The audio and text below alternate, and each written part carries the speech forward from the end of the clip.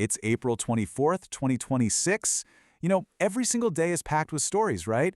Well, today we're going to zero in on three big ones. We've got conflict, we've got economic struggles, and, believe it or not, a moment of pure triumph. So let's just dive right in. And boom, this is where our day starts. Just a few words. Explosions heard in Tehran. A headline like that, it doesn't just report the news, it puts the entire world on notice. This one single report out of Iran's capital, it could be the spark that lights up a very, very volatile situation. So let's talk about what this really means. We're calling this first section a world on edge for a good reason. See, these events in Tehran, they're not happening in some kind of vacuum. This is a huge potential tipping point in a region where tensions have been building for years, moving from, these quiet shadow wars right to the very edge of an open fight. And you can feel the ripple effect almost immediately. The big fear, the one everyone's talking about, is a potential direct war between Israel and Iran. For so long, this has been a fight happening in the shadows, right? Through proxies, through covert ops. But what happened today, well, it raises the terrifying possibility that this whole thing is about to break out into the open. And if that happens, the consequences for the entire region are, well, they're anyone's guess. And if that wasn't enough, there's another flashpoint grabbing everyone's attention. We're talking about the tensions over the Al-Aqsa Mosque in Jerusalem. It's an incredibly important religious site, and it's drawing some really sharp condemnation right now. Pakistan and a bunch of other nations have come out with some very strong statements. What this does is it creates this unified front of opposition, which just adds another thick layer of pressure to an already tense situation.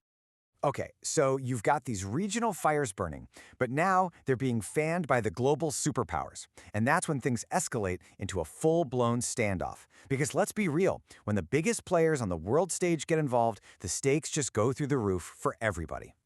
And yeah, that's exactly what we're seeing. Reports today are saying that the United States, with Donald Trump at the helm, is really ramping up its maximum pressure campaign on Iran. Now, this is a calculated, strategic move. It's designed to force them to the table, to get concessions. But the flip side is, it also corners a rival, and it just dramatically shrinks any room for talking, for de-escalation. So what you end up with is this really dangerous war of words. You have Washington and Tehran just trading these increasingly hostile statements back and forth. And in an atmosphere this charged, a single miscalculation, one side misinterpreting what the other side says or does, that could be absolutely catastrophic. It could turn this war of words into a real one, just like that. So, while the superpowers are busy trading threats, a lot of countries are dealing with pressures much closer to home. And that brings us to a totally different kind of struggle. Let's step away from the headlines about war for a minute and focus on Pakistan's ongoing economic test. Check out this number, $3.45 billion. That's a huge number, and it's the size of a major loan that Pakistan just finished paying back to the UAE. Now, if you're looking at the big picture, the macro economy, this is a good sign, right? It sends a signal to the world's moneylenders that, hey, Pakistan is meeting its obligations. But, and this is a big but, that victory on a national scale doesn't automatically mean relief on the streets. Not at all. For the average person, the daily reality is still a fight. A battle with high inflation, the rising cost of, well, everything. It's just a really stark reminder that a country's balance sheet and a family's budget can tell two completely different stories. But look, the story of any country, or any given day for that matter, is never just about politics or economics. Right in the middle of all this tension and struggle, today's news also gave us something we really need, a genuine moment of triumph. And we find it on the cricket pitch.